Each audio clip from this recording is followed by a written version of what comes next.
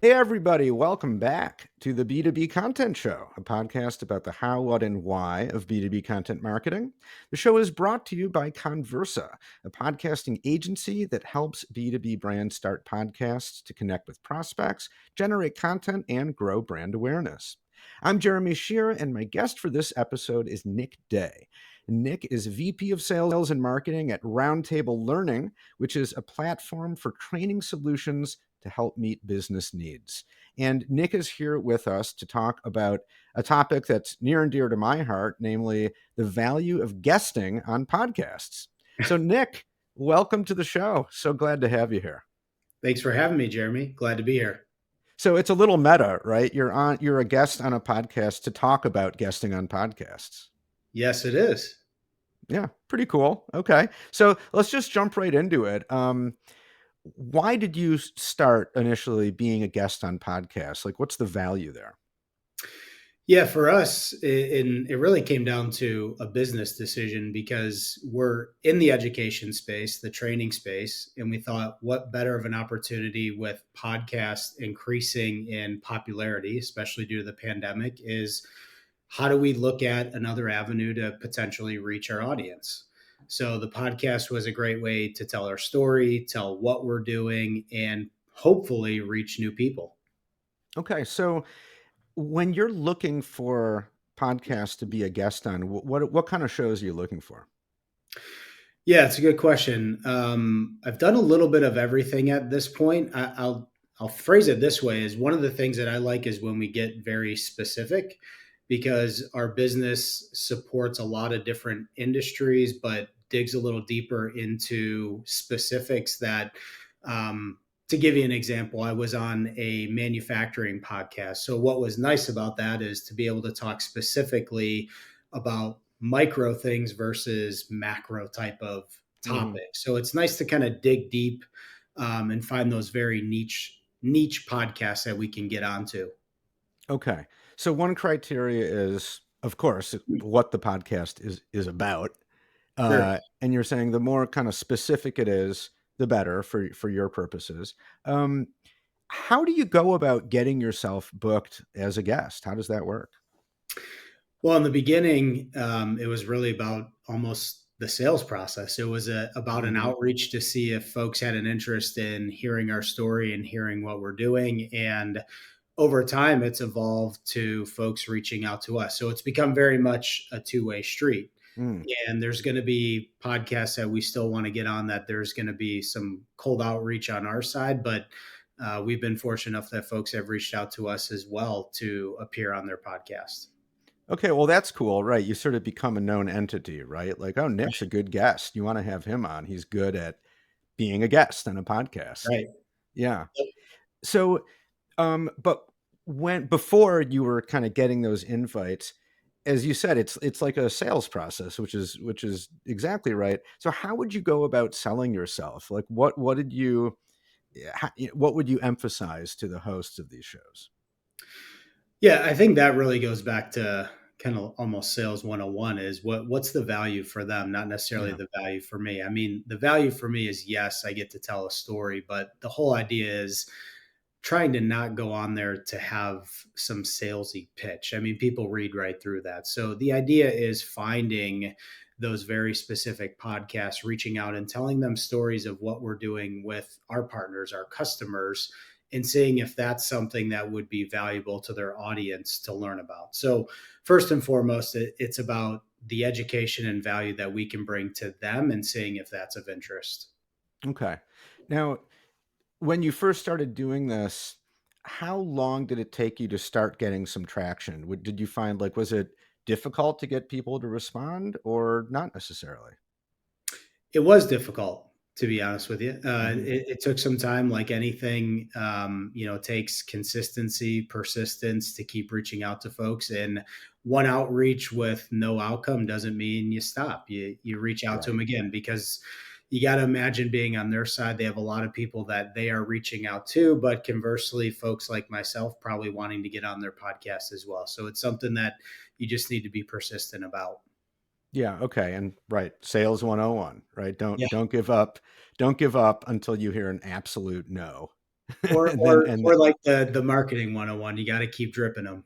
yeah, right, right, and you're exactly right. As a podcast host myself, I get not a ton, but I definitely get emails with, "Hey, we have a good guest for you," you know. And on the one hand, I am always looking for guests, but on the other hand, I don't always have time to read those emails, or it might not be a good fit, or whatever, right? So, but which, by the way, I think I would assume in your experience too that it's f making sure to appeal to shows that you've done some research on, like, I actually would be an appropriate guest for this podcast, right? Right. Like, it's a waste of time to reach out to shows that you have no business being on in the first place. That's right. I mean, it goes back to the value. I wanna be able to be a valuable resource Yeah. and use time wisely for everybody. Now, when you reach out and you get some engagement, and folks are willing to, have you on, are you typically doing a prep call with the guest? And if so, what's that like? Yeah, as much as I can, I like to be for this reason is one, I want to make sure that we're hitting home on the points that are going to be, again, most valuable for their audience. So, anytime I can prep and be aware of situations or topics that are of interest, I'm going to take full advantage of that. That way I can go into it and use the time efficiently and hit home on the areas that their audience is going to be interested in. Yeah. I mean, that's, for this interview we're doing right now, we did a prep call, right? Right. And I find from the host side that it's also really valuable just to get to know the guest a little bit, and to really be able to hone in on, okay, what exactly are we going to talk about, and give the guest an opportunity to offer some insight about why this is a good topic, and sort of where their passion really lies. I think it results in better content when you actually do the interview. Absolutely. And I think too, just to get the vibe of the person, Yeah. also like from a prep standpoint, is listening to other podcasts to see what was the vibe, what worked well on those other ones. Any type of prep call or prep you can do listening to previous podcasts, I think is extremely helpful. Yeah, for sure. Um, Now, so once that's happened, uh, what sort of other preparation do you do before the interview, if you do any? Um, I wouldn't say too much other than that. I mean, the call's really helpful, but then trying to just think logically through my mind if a question comes up, how would I answer that? Hmm. What gather some thoughts, maybe make some notes based on the call that we had. Honestly, I think a lot of it comes down to the podcast host because I feel like they pivot based on responses that they're getting. Because I can go into this with a preconceived notion of I want to tackle X, Y, and Z, but we may free form into a conversation and go A, B, C. So a lot of it is Hmm. also I can prepare as much as I want, but the host may also see a path and go down that, and it leads to a great conversation as well. Right. Okay. So, well, I'm glad you said that, because I think it leads into my next question, which is going to be, uh, to your mind, what does it mean to be a good podcast guest? Like, not necessarily preparing exactly what you're going to say, like we just talked about, but just like your kind of your demeanor, your state of mind. Like, what do you think is like, how, if you're going to be a guest on a podcast, what are you trying to bring to the table beyond just the stuff that you're going to talk about? Yeah, for me, again, if I can be prepared, calm, cool, collective, it's important for me. Obviously, I want to communicate well, and I want us to have a good conversation because it's all about engagement on both sides. It's engagement for you with your audience. It's potential engagement for me on the sales and marketing side based on things that we're saying. So going back to it's communicating clearly, being thoughtful, and just being real. I think, and Hmm. that's another piece of it is um, not being too structured because you don't know which way this conversation could go. So Right. just being real about it. Yeah. Okay. Uh, I hear what you're saying. Some of the best guests that I have are, clearly willing to kind of go with the flow. a little Yeah. bit, and not getting too flustered if it doesn't go exactly according to each question on the question list, because it rarely goes that way, you know? It rarely goes that way in life. So you Yeah. just got to be prepared for it if you Now, can. you've been a guest on a bunch of podcasts, and so I'm guessing that you don't get nervous about this. You're clearly not nervous right now. But when you started being a guest, were you nervous sometimes? And if so, like how did you deal with that? I'll be honest with you, probably the biggest thing that prepared me to not be as nervous as I thought I would be is I'm so used to having conversations like this with potential clients that Mm. I feel like you and I are just having a Zoom call. It Uh-huh. doesn't feel like there's going to be an audience with eyes and ears on this. This is what I do, 8 hours plus a day with getting on the phone with clients. So just kind of felt like a natural extension, like we're having a conversation. Okay. And I asked that partly because I I've done, hundreds of interviews on this show. And it's not uncommon for me to talk to people who will admit that, like, look, I'm a little nervous about this. If they haven't been on a podcast before, or they're not used to having these kind of conversations. Um, and I always say kind of something exactly like what you just said, just think of it like we're just having a conversation, just to chat. And once we start, you'll probably even forget that we're being recorded and everything. And Right. that's almost always what happens. Yep. 100%. And I think, again, I go back to it is for a lot of people, if they haven't been on a podcast, but if you're in a corporate environment, sales environment where you're used to being on a Zoom call, a Teams call, whatever it may be, this just feels like another one of those. Definitely, and I think that's just a good way to think about it and kind of mentally prepare. Like, don't overthink it, you know? Right.